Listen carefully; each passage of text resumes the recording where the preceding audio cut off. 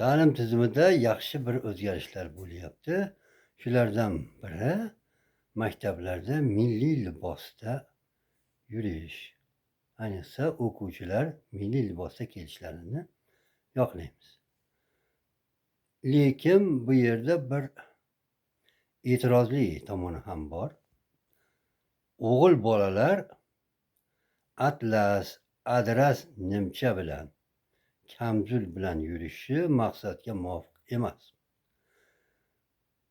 Tarixda ma'lumki, ipak matodan qilingan kiyim-kechakni erkaklar, o'g'il bolalar kiyishi butunlay noto'g'ri. Shuning uchun tezlik bilan bu fikrdan voz kechish kerak. Ya'ni o'g'il bolalarni o'sha atlas, adras nimcha kiyishlarini butunlay tugatishimiz kerak. Yana bitta narsani aytib o'tmoqchiman. Men 40 yil davomida o'qituvchilik qildim.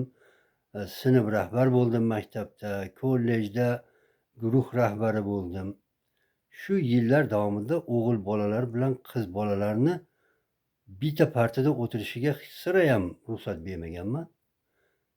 Ko'pincha ko'ramiz shu videolarda, maktablarga borganimizda o'g'il bola bilan qiz bola bitta partada o'tirishibdi. Go'yoki o'g'il bola bilan qiz bola bitta partada o'tirsa, gaplashmasdan o'tirar ekan. Qizlar bilimli ekan, bilimsiz bolaga aql o'rgatar ekan, bilim berar ekan.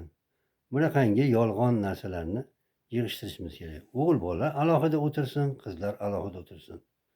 Alohida maktab bo'lsin degan bir fikrdan yiroqman. Bitta sinfda o'g'il bola, qiz bolalar bemalol o'qiyversin, faqat bitta partada o'tirmasin.